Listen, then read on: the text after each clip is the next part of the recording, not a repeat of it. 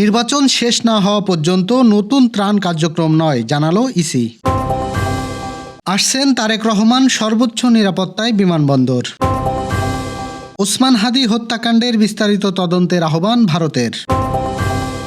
ভোটে ম্যাজিস্ট্রেসি ক্ষমতা চায় পুলিশ। প্রধান বিচারপতি হলেন জুবায়ের রহমান চৌধুরী। ফের বাংলাদেশের হাই কমিশনারকে তলব করল ভারত। তুরস্কে বিমান দুর্ঘটনায় লিবিয়ার সেনাপ্রধান নিহত। দর্শক, শুনছিলেন দিনের খবরের প্রধান শিরোনাম, এবার বিস্তারিত।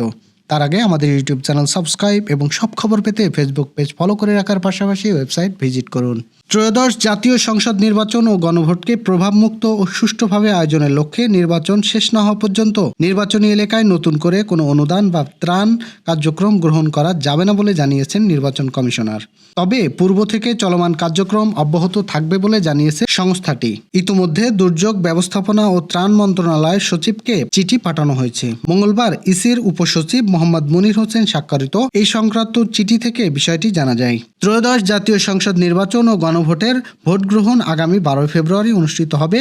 নির্বাচনকে প্রভাবমুক্ত রাখতে এবং আচরণবিধি যথাযথভাবে প্রতিপালনের লক্ষ্যে নির্বাচন সমাপ্ত না হওয়া পর্যন্ত নির্বাচনী এলাকায় দুর্যোগ ব্যবস্থাপনা ও ত্রাণ মন্ত্রণালয় হতে নতুন কোনো প্রকার অনুদান ত্রাণ বিতরণ কার্যক্রম গ্রহণ করা যাবে না মর্মে নির্বাচন কমিশন সিদ্ধান্ত গ্রহণ করেছেন। তবে যে সকল অনুদান ত্রাণ কার্যক্রম পূর্বে হতে পরিচালিত হচ্ছে তা চালু থাকবে।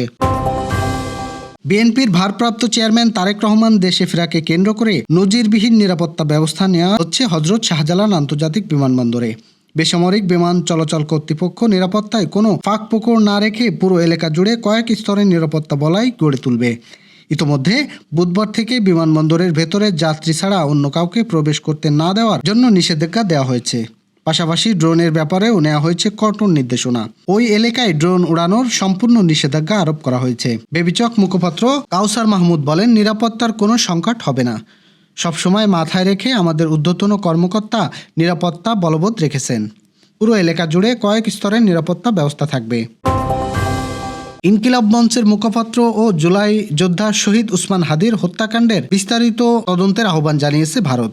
বার্তা সংস্থা পিটিআই বুধবার জানিয়েছে, গতকাল বাংলাদেশ হাই কমিশনার রিয়াজ হামিদুল্লাহকে তলব করে ভারত পররাষ্ট্র মন্ত্রণালয় এ সময় তাকে শহীদ হাদিকে হত্যার তদন্তের আহ্বান জানায়।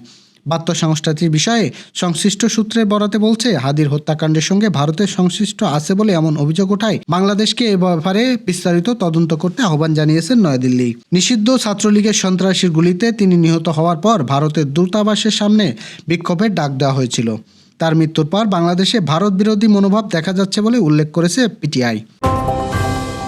দেশের 26তম প্রধান বিচারপতি হিসেবে নিয়োগ পেয়েছেন সুপ্রিম কোর্টের আপিল বিভাগের বিচারপতি জুবায়ের রহমান চৌধুরী। আইন, বিচার, সংসদ বিষয়ক মন্ত্রণালয়ের আইন ও বিচার বিভাগের বিচার শাখা 4-এর প্রজ্ঞাপনে এ তথ্য জানানো হয়। বুধবার প্রজ্ঞাপনটি প্রকাশ করা হয়। প্রজ্ঞাপনে বলা হয়, সংবিধানের 95 অনুচ্ছেদের 1 দফার ক্ষমতা বলে রাষ্ট্রপতি সুপ্রিম কোর্টের আপিল বিভাগের বিচারপতি জুবায়ের রহমান চৌধুরীকে দেশের প্রধান বিচারপতি নিয়োগ করেছেন। এই নিয়োগ শপথ গ্রহণের তারিখ থেকে কার্যকর হবে বলে প্রজ্ঞাপনে উল্লেখ করা হয়। দিল্লিতে নিযুক্ত বাংলাদেশের হাই কমিশনার রিয়াজ হাদিউল্লাহকে ফের তলব করেছে ভারতের পররাষ্ট্র মন্ত্রণালয়। মঙ্গলবার ঢাকায় ভারতীয় হাই কমিশনার প্রণয় ভার্মাকে তলবের কয়েক ঘন্টার ব্যবধানে বাংলাদেশি দূতাবাসকে পাল্টা তলব করেছে দিল্লি।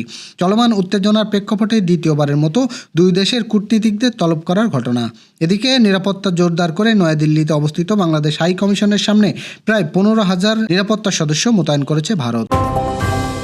আসন্ন ত্রয়োদশ জাতীয় সংসদ নির্বাচন ও গণভোটের আইন শৃঙ্খলা পরিস্থিতি নিয়ন্ত্রণে ম্যাজিস্ট্রেসি ক্ষমতা চায় পুলিশ। মঙ্গলবার নির্বাচন ভবনে বিএডিসি সাব রেঞ্জের ডিআইজি বিভাগের কমিশনার ও আঞ্চলিক নির্বাচন কর্মকর্তাদের আয়োজিত এক সভায় এ দাবি জানানো হয়। বিভিন্ন জেলা হতে আগত পুলিশ সুপাররা বলেন, আমরা প্রতিনিয়ত অভিযান পরিচালনা করে আসামিসহ অবৈধ অস্ত্র উদ্ধার করছি।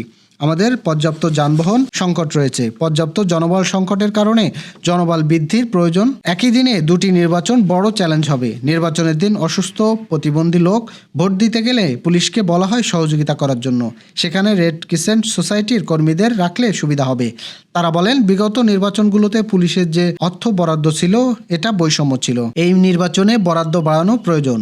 নির্বাহী ম্যাজিস্ট্রেসি বাড়ানোর পাশাপাশি পুলিশের ম্যাজিস্ট্রেসি ক্ষমতাও দেওয়াও প্রয়োজন।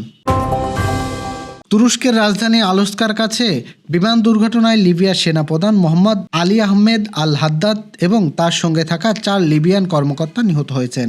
বিষয়টি নিশ্চিত করেছেন লিবিয়ার প্রধানমন্ত্রী আব্দুল হামিদ ডেবাইবা। মঙ্গলবার এক বিজ্ঞপ্তিতে এটি মর্মান্তিক দুর্ঘটনা বলে উল্লেখ করেন তিনি। আলস্কা থেকে ফেরার পথে বিমানটি বিধ্বস্ত হয়। আল জাজিরা লিবিয়ার প্রধানমন্ত্রী আব্দুল হামিদ ডেবাইবা এবং তার বিবৃতিতে বলেন, এটি মর্মান্তিক দুর্ঘটনা, জাতির ও সামরিক প্রতিষ্ঠান এবং সাধারণ মানুষের জন্য একটি বড় ক্ষতি। আমরা এমন ব্যক্তিদের হালারাম ও আন্তরিকতা, দায়িত্ববোধ এবং দেশপ্রেমের সঙ্গে তাদের দেশকে সেবা করেছেন। এই ছিল দুপুরের আয়োজন। রাতের খবর দেখার আমন্ত্রণ রইল। সেই সঙ্গে এতক্ষণ সাথে থাকার জন্য ধন্যবাদ।